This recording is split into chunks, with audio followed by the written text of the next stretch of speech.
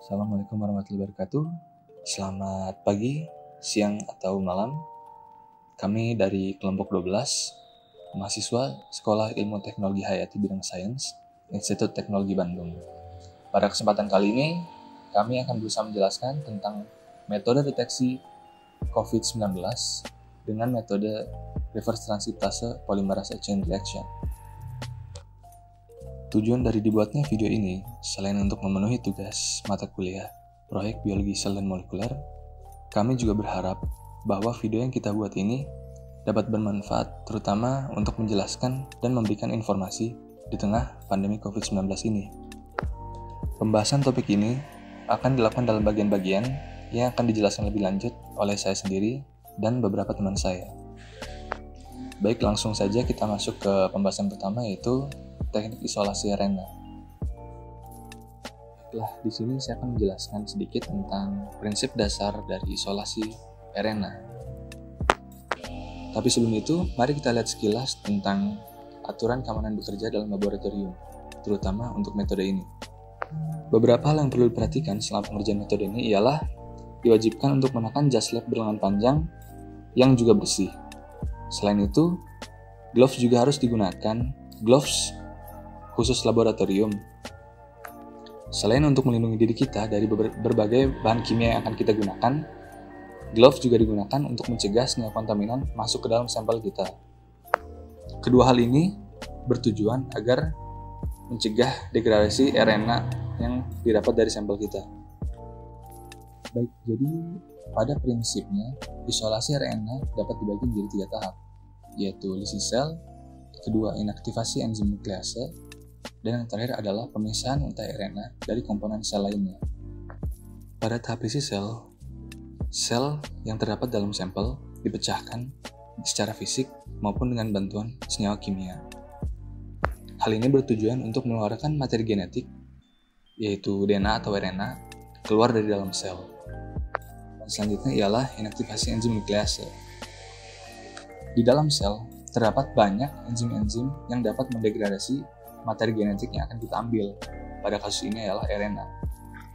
Karena itu, keutuhan dan keberhasilan dari informasi yang dibawa oleh materi genetik yang akan kita ambil tergantung pada kesuksesan tahapan ini. Tahapan terakhir ialah pemisahan untai RNA dari komponen sel lainnya. Hal ini bertujuan agar sampel yang kita ambil benar-benar hanya untai RNA, karena kita tidak membutuhkan senyawa komponen-komponen lainnya. Metode isolasi RNA dapat dibagi menjadi 2, yaitu column based dan liquid to liquid atau GITC based. Pada metode column based, isolasi RNA dilakukan dengan memanfaatkan adsorpsi RNA pada suatu kolom pemisahan, contohnya spin column. Untuk metode liquid to liquid, pemisahan RNA dilakukan berdasarkan perbedaan fase yang terbentuk. Jadi, pada perlakuan ini, RNA akan terpisah pada fase yang berbeda dengan komponen-komponen sel lainnya, sehingga komponen yang tidak dibutuhkan akan dibuang, menyisakan RNA yang akan kita gunakan. Setelah kita tahu prinsip umum dari isolasi RNA, banyak dari kita yang bertanya-tanya gimana sih cara mengisolasi virus corona yang ada di tubuh manusia. Nah, proses isolasi virus corona atau yang memiliki nama resmi SARS-CoV-2 dilakukan dengan 2 tahap, yaitu yang pertama pengambilan sampel dan kemudian isolasi RNA virus menggunakan kit. Hal pertama yang dilakukan yaitu pengambilan sampel. Pengambilan sampel ini dapat dilakukan pada orang yang memiliki gejala COVID-19 maupun yang tidak bergejala. Menurut CDC atau Pusat Pengendalian dan Pencegahan Penyakit Amerika Serikat, pengambilan sampel dapat dilakukan dengan nasopharyngeal swab. Metode tersebut mengambil cairan pada faring dengan menggunakan alat swab. Metode ini terbilang cukup sederhana dan dinilai lebih nyaman dilakukan pada pasien. Selain nasopharyngeal swab, pengambilan sampel dapat juga dilakukan dengan bronchoalveolar lavage. Metode ini dilakukan dengan menggunakan alat yang bernama bronkoskop yang dimasukkan melalui mulut atau hidung menuju saluran pernafasan bawah pada bronkus untuk mengambil cairannya. Namun, metode tersebut dinilai kurang nyaman dilakukan pada pasien dan juga memerlukan keterampilan yang lebih tinggi. Namun memang hasilnya dinilai lebih akurat jika dibandingkan dengan nasopharyngeal swab. Pada saat pandemi seperti ini, karena orang yang membutuhkan uji PCR semakin banyak, maka CDC lebih menyarankan metode nasopharyngeal swab yang dinilai sudah cukup akurat dalam mendeteksi virus corona. Cairan yang telah diambil kemudian akan menjadi sampel uji yang siap dilakukan isolasi RNA dengan kit. Sampel tersebut kemudian diisolasi menggunakan kit dengan alasan efisiensi waktu mengingat banyaknya kasus COVID-19 di dunia saat ini. Ada berbagai macam kit yang direkomendasikan oleh CDC yang bisa digunakan dalam isolasi RNA virus corona. Nah, perbedaan dari kit-kit tersebut hanya terletak pada protokol penggunaan dan reagen-reagen yang digunakan. Namun pada kali ini, kita akan membahas salah satu kit isolasi RNA, yaitu KM Viral RNA Mini Kit. KM Viral RNA Mini Kit direkomendasikan karena dapat mengisolasi RNA virus corona meskipun jumlah virus target pada sampel sedikit. Nah, seperti yang telah disebutkan sebelumnya pada prinsip isolasi RNA, sampel pertama kali akan melalui proses lisis virus dengan kondisi denaturasi yang disebabkan oleh buffer AVL. Proses denaturasi tersebut akan menyebabkan penonaktifan RNase sehingga dapat dipastikan RNA virus tidak terdegradasi dan dapat diisolasi. Pada kit ini, carrier RNA juga ditambahkan pada buffer AVL untuk meningkatkan peluang RNA virus dapat menempel pada membran, terutama pada sampel yang memiliki jumlah virus target yang sedikit. Setelah proses lisis, dilakukan proses sentrifugasi untuk menurunkan larutan residu dan RNA virus akan tetap menempel pada membran. Selanjutnya, dilakukan proses washing yang dilakukan 2 kali. Nah, proses washing ini yang pertama dilakukan dengan menambahkan buffer AW1 dan kemudian yang kedua kalinya ditambahkan dengan buffer AW2. Proses washing yang dilakukan 2 kali dengan buffer yang berbeda bertujuan untuk meningkatkan kemurnian ekstrak RNA dengan menghilangkan kontaminasi residu tanpa menyebabkan efek pada banding RNA. Setelah dihilangkan residu-residu selain RNA murni, diberikan buffer AVE. Nah, buffer AVE merupakan cairan bebas RNase yang mengandung 0,04% natrium azida atau NaN3 yang berguna untuk mencegah pertumbuhan mikroba dan kontaminasi RNase.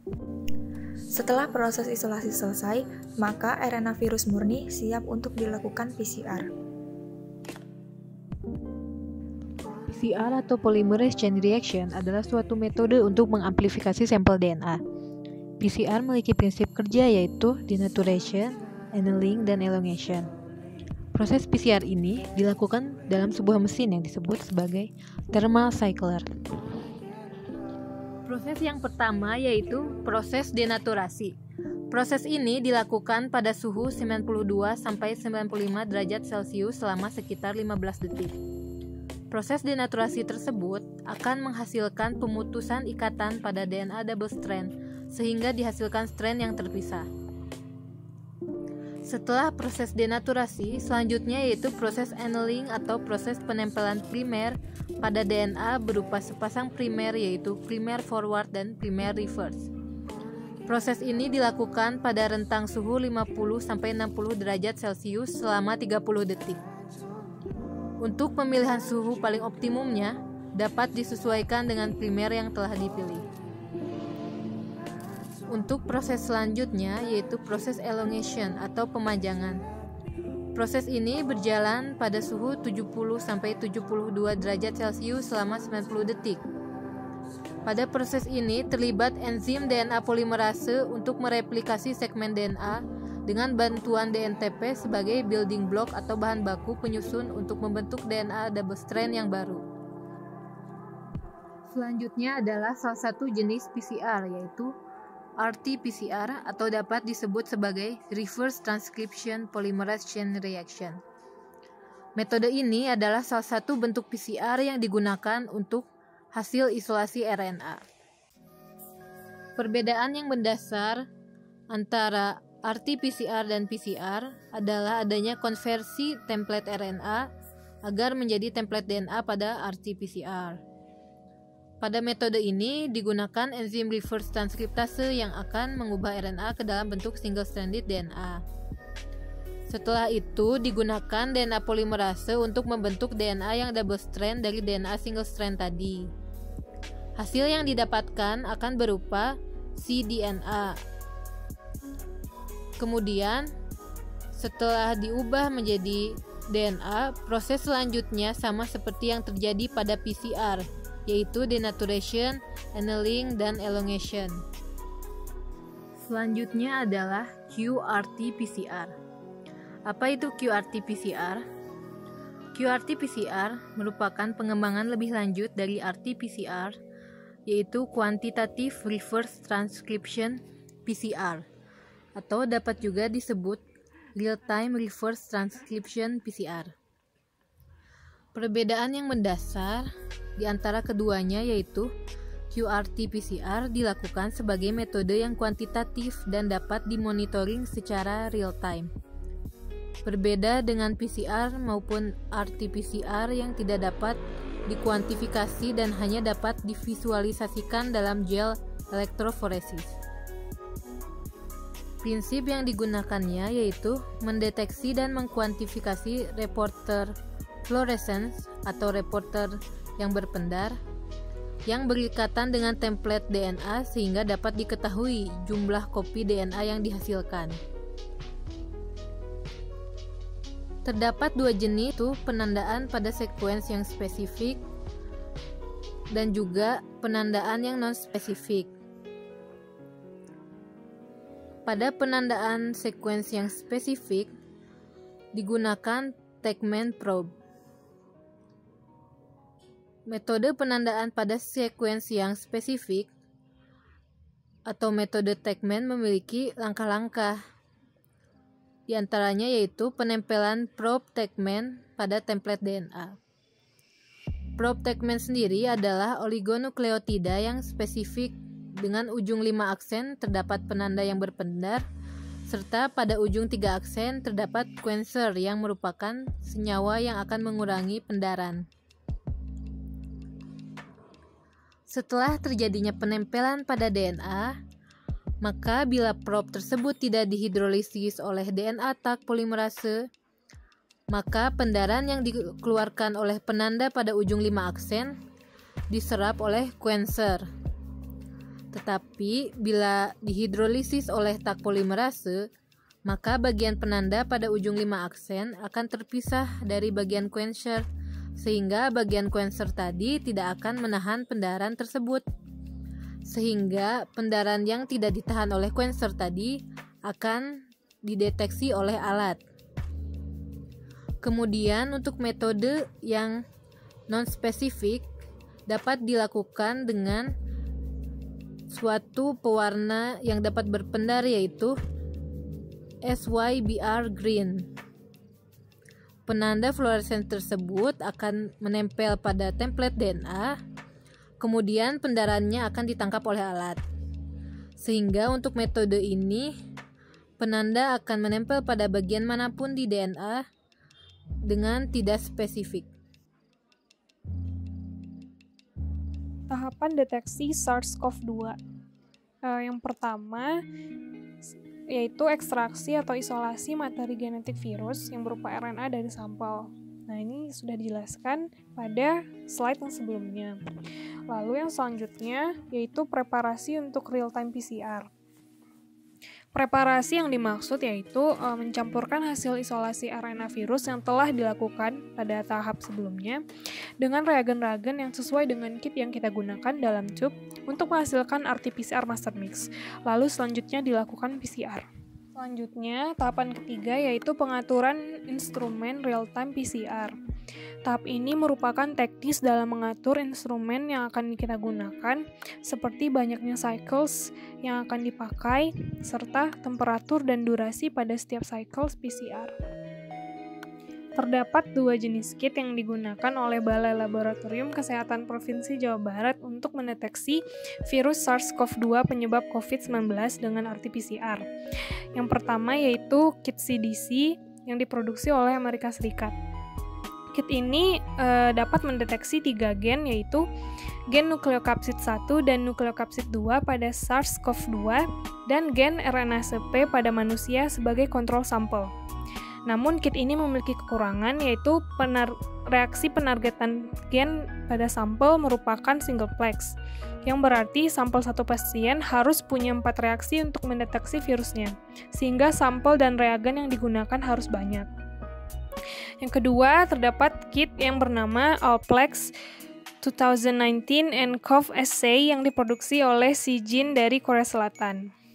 Nah, Allplex ini menarget 3 gen, yaitu gen RDRP atau RNA Dependent RNA Polymerase dan gen N atau Nucleocapsid Phosphoprotein yang spesifik pada SARS-CoV-2 serta gen E atau Envelope Small Protein yang terdapat pada Sarbecovirus termasuk SARS-CoV-2. Reaksi dari Allplex ini multiplex, yang berarti satu pasien cukup dites dengan satu reaksi saja, sehingga dalam sekali running mesin real-time RT-PCR mampu dideteksi sampel dari 96 pasien dalam waktu 3 jam. Nah, gambar ini merupakan salah satu contoh hasil real-time PCR yang dilakukan. Nah, bisa dilihat ini untuk well plate nomor C11. Lalu nanti di sebelahnya akan terdapat grafik dari gen-gen yang terdeteksi melalui reporter fluorescence yang digunakan. Namun, deteksi real-time PCR yang dilakukan ini bersifat kualitatif, yang berarti hanya dapat diketahui ada atau tidaknya virus tanpa mengetahui jumlah copy number. Nah, nanti untuk interpretasi dapat dilihat nilai cycle threshold atau CT. Semakin rendah nilai CT, maka virus tersebut semakin tinggi. Semakin tinggi nilai CT, semakin rendah jumlah virusnya. Apabila nilai CT menunjukkan N-A atau lebih dari 40, maka itu menandakan tidak terdeteksi gen yang ditarget pada sampel. Seperti yang kita ketahui, terdapat jenis tes lainnya selain swab test untuk mendeteksi keberadaan virus corona dalam tubuh seseorang. Metode tes tersebut adalah rapid test. Apa perbedaan antara kedua metode tersebut? Metode swab test memiliki sensitivitas yang lebih tinggi karena metode ini mendeteksi keberadaan RNA virus dalam tubuh seseorang. Pada metode ini digunakan sampel lendir. Akan tetapi, metode ini membutuhkan waktu yang lebih lambat untuk mendapatkan hasil tes, yaitu sekitar 1-2 hari. Hasil dari metode ini dapat menentukan kuantitas suatu agen dalam tubuh seseorang, sehingga dapat dievaluasi tingkat emergensinya. Sementara, metode rapid test memiliki sensitivitas yang lebih rendah, yaitu sekitar 70%, karena metode ini menggunakan deteksi konsentrasi antibodi IgM dan IgG. Konsentrasi dari IgM dan IgG ini dipengaruhi oleh periode dari infeksi virus. Pada metode ini, digunakan sampel serum darah. Kelebihannya, metode ini membutuhkan waktu lebih cepat untuk mendapatkan hasil tes, yaitu sekitar 10-30 menit tergantung dari kit yang digunakan. Hasil tes ini menunjukkan seseorang pernah terinfeksi atau sedang terjangkit virus ketika terdapat 2 garis atau 3 garis. 2 garis menandakan IgM atau IgG positif, sementara 3 garis menandakan IgM dan IgG positif. Saat ini, rapid test dan swab test keduanya masih tetap digunakan untuk mendeteksi pasien yang positif terkena virus corona. Mengapa hal tersebut dilakukan? Hal ini dikarenakan rapid test lebih murah dan cepat sehingga dapat digunakan untuk tes dalam jumlah massal. Akan tetapi, hasil yang diperoleh kurang akurat sehingga ketika rapid test menunjukkan hasil yang positif, diperlukan konfirmasi dengan menggunakan swab test untuk menghindari false positif dan false negatif. Apa itu false positif dan false negatif? False positif adalah ketika hasil tes yang diperoleh positif, akan tetapi sebenarnya negatif. Hal ini dapat dikarenakan antibodi yang terdeteksi merupakan hasil dari infeksi virus sebelumnya yang memiliki kekerabatan yang dekat dengan virus corona. Sementara, false negatif adalah ketika hasil tes yang diperoleh negatif, akan tetapi sebenarnya positif. Hal ini dapat dikarenakan rapid test yang dilakukan terlalu dini sehingga antibodi spesifik dalam tubuh belum diproduksi. Sekian pemaparan dari kami mengenai COVID-19 detection using RT-PCR. Semoga informasi yang kami berikan dapat bermanfaat bagi teman-teman semua. Jangan lupa tetap jaga kesehatan ya. Terima kasih.